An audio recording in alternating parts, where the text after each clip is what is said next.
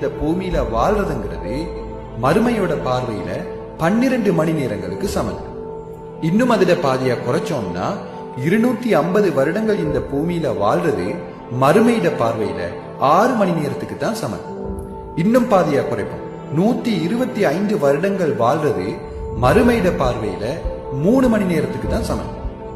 இன்னும் அதுல பாதியா குறைச்சோம்னா 62.5 வருடங்கள் இந்த பூமியில வாழ்றதுன்றது ஒருவர் மஹ்ஷர்ட பார்வையில 1.5 மணி நேரம் வாழ்ந்ததுக்கு சமன்.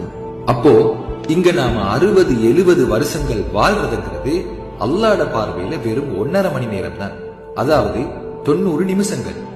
உண்மையிலேயே நம்ம ஆயுள் காலம் 90 நிமிஷங்கள் தான். சுபஹானல்லாஹ், இந்த 90 நிமிட வாழ்க்கைக்குத்தானா மனுஷன் இவ்வளவு ஆட்டம் போடுறான்?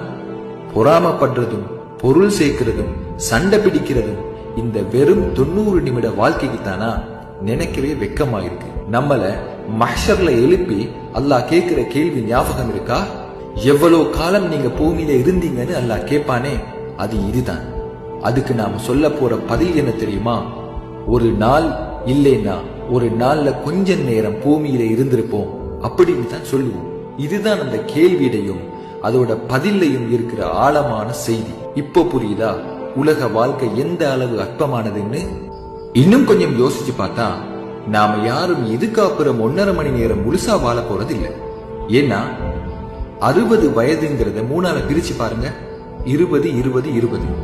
அதே போல 1.5 மணி நேரத்தையும் 3ஆல பிரிச்சு பாருங்க, அரை மணி நேரம் அரை மணி நேரம் அரை மணி நேரம். அப்படின்னா ஒருத்தருக்கு 20 வயது முடிஞ்சதுன்னா அவரோட அரை மணி நேரம் முடிஞ்சதுன்னு அர்த்தம். ஒருத்தருக்கு 40 வயது முடிஞ்சதுன்னா அவரோட 1 மணி நேரம் முடிஞ்சதுன்னு அர்த்தம். இந்த வீடியோவை பார்த்துக்கிட்டு இருக்கிற உங்கள அதிகமானவங்களுக்கு உங்க ஆயுள்ல அரை மணி நேரமோ 1 மணி நேரமோ முடிஞ்சுதான் இருக்கும். பாத்தீங்களா, இந்த உலக வாழ்க்கைங்கிறது ரொம்ப சின்ன காலம் தான். நிஜமான மரணமே இல்லாத வாழ்க்கை இருக்கிறது மௌத்துக்கு அப்புறம் தான். அதனால தான் அல்லாஹ் அல் குர்ஆன்ல ஹலகல் மௌத வல் ஹயாத, மரணத்தையும் வாழ்வையும் படைத்தான்னு மரணத்தை முன்னாடியும் வாழ்க்கைய பின்னாடியும் சொல்லி இருக்கிறான். இந்த உலகம் நிரந்தரமானதல்ல. இதனால தான் நபி ஸல்லல்லாஹு அலைஹி வஸல்லம் அவங்க இப்படி சொன்னாங்க, இந்த உலகில் நீ ஒரு அந்நியனை போன்றோ அல்லது ஒரு வழிப்போக்கனை போன்றோ வாழ்ந்து விடு. ஸலாம்.